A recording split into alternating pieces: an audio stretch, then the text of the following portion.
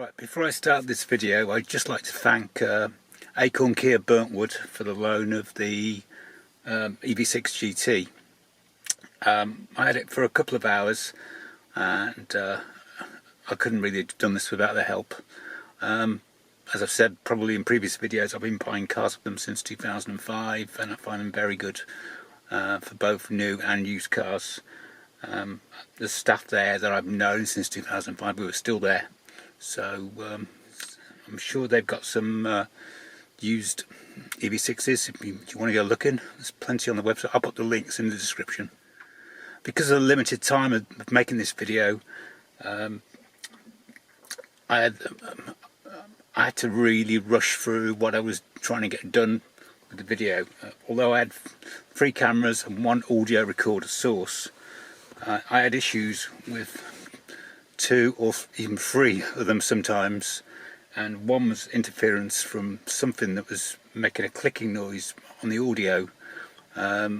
So sometimes I had to go back to probably one of the worst audio sources.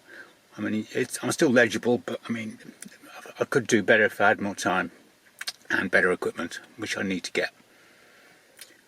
Also, I call the GT a GT line at one point, so that's another facepalm moment for me. I just get them mixed up. I'm currently sitting in my GT Line S, to save any confusion. Anyway, I hope you enjoy this video.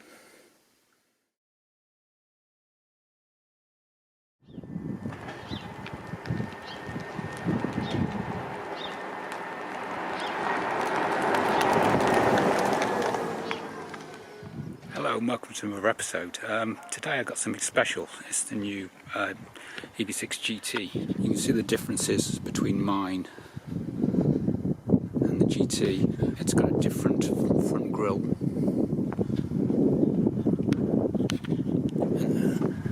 and a different balance, different bits of trim there, obviously different size tyres. 21-inch tyres, and the neon green, lime green brake calipers are the thing that really gives it away compared to my, and also the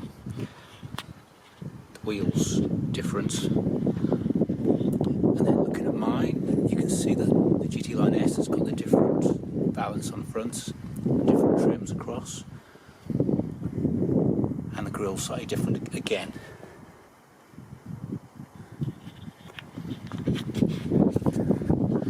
My wheels have grey calipers.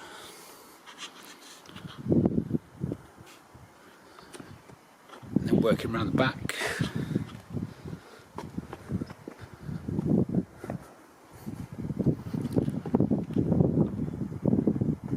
I've read it's supposed to have a different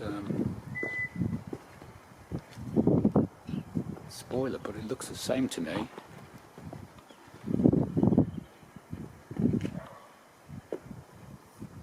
It's identical. And then you've got different reflectors and lights on the back and different reversing lights. Obviously the GT badge compared to the GT Line S, different reverse lights, and the GT Line badge instead. Boot space is pretty similar. I've actually read that because of the taller motor, the GT, it's got a slightly less tall boot.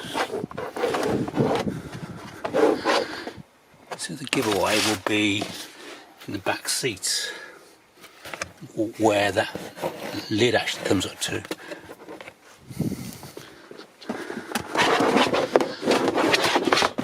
And you can see there's a bit more depth there where it meets the back seats. So you maybe lose half an inch space.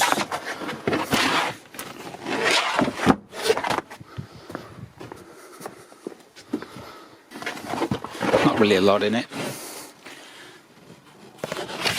Maybe that's not as deep there. Also, you've got these metal scuff things here.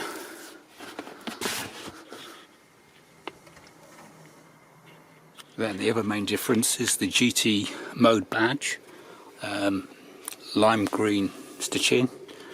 The bucket seats, which are not powered, they're manually adjustable but not heated, so you lose that. In the UK version you don't get the sunroof option, and you get a choice of black or white.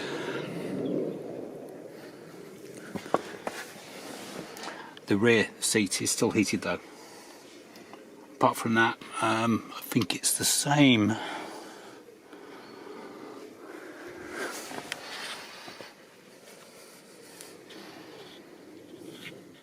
You also get these little GT badges scattered around.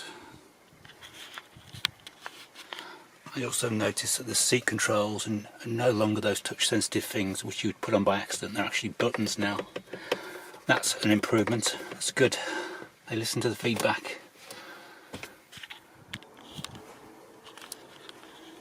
Also notice there's no compartments in the back of the seats to store stuff. So that's another difference between this and the other EV6s. Firmware wise, it's quite an old firmware, 220721.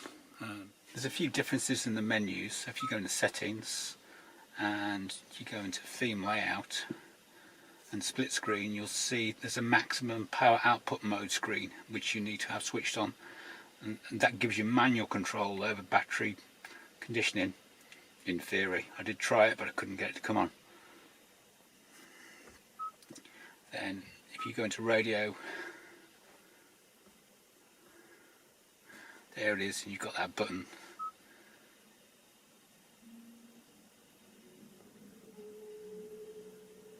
You can actually hear the noise of the heater coming on, but there is nothing in the binnacle display to say it's on. But it's definitely doing something. Anyway, turn it off and it stops. So the heater makes a noise. And then in the menus you've got the extra settings. Under drive mode,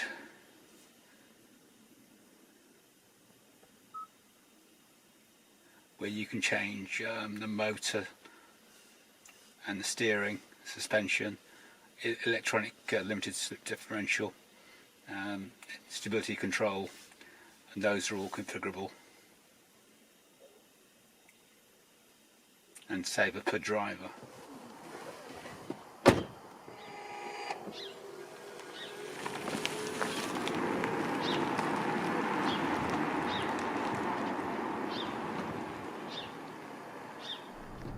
Okay, today we've got the EV6 GT, full GT version.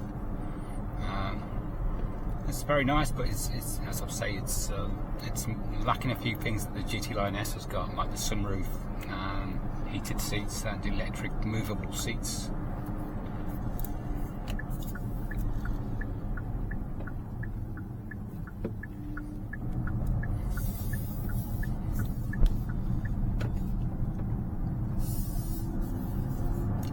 Some nice all-wheel drive graphics. Power distribution and the binnacle. It's also got loads of extra performance settings for steering and suspension setup. Just being very, very gentle with this.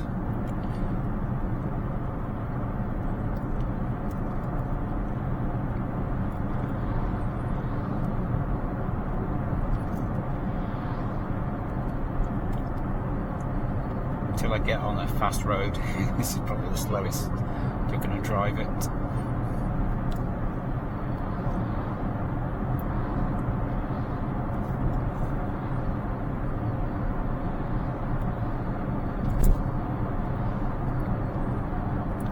Anyway, the main difference on the steering wheel, as I think I've said, is the GT button, and that gives you all the performance and the 577 brake horsepower. And that just activates different steering and suspension setup as well.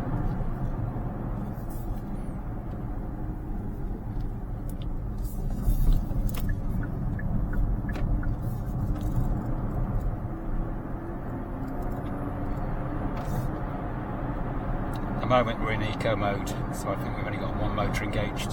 You can see the power going to the rear motor. But I will try it first on a run in sport mode, which drives all the wheels, before I do GT.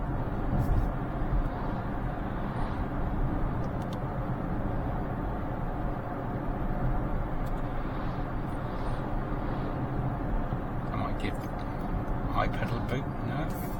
iPedal? iPedal is on. Now I can feel the drag of regen. Feels more like mine now.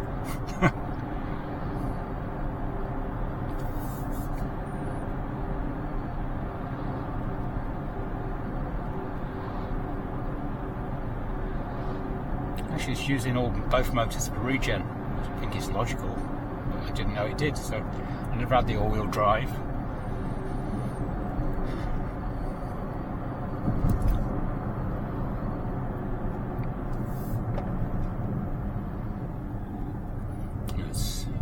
Pothole alley down there.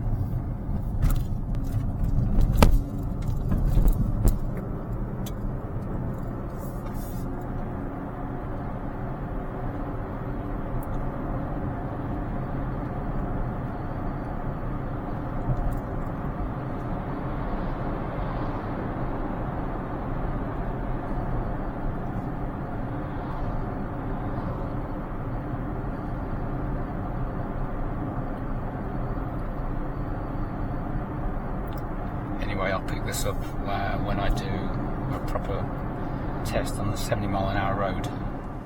Right, this is all-wheel drive test mode with iPedal turned off in sport mode.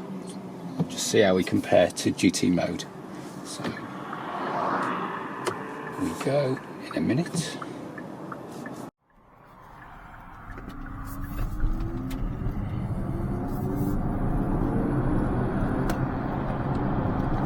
It's fast enough in just sport mode, yet without GT mode switched on. It just gets you up to 60 in no time at all. I mean, the way this car handles is just amazing. It's just so confident and firm on the road. You can change all the settings if you don't like it. No, it's great. It's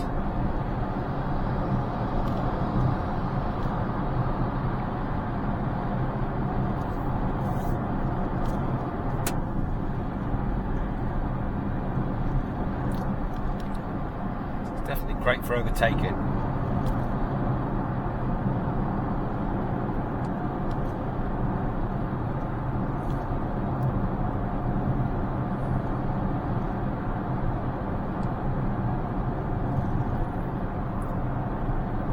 There's too much traffic around to overtake today, really.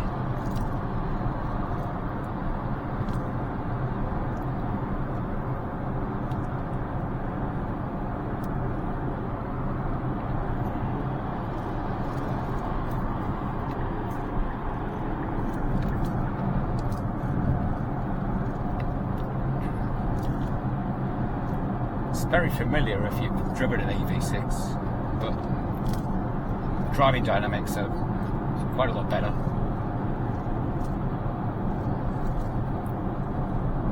It's also very nice and quiet, apart from my rattling camera.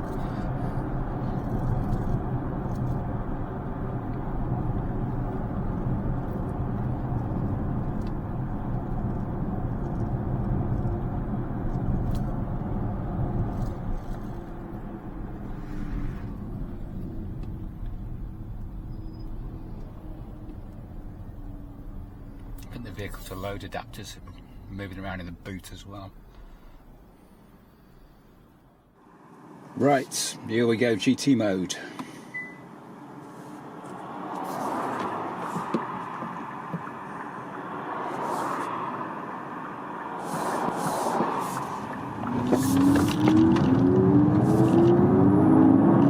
Oh my God!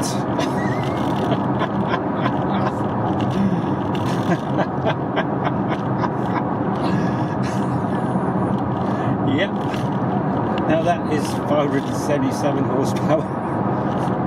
Never in my life have I felt that.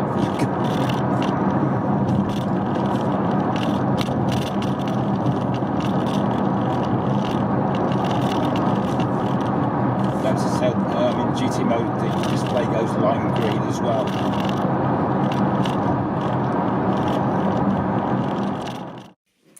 Anyway, I'm still in the GT line.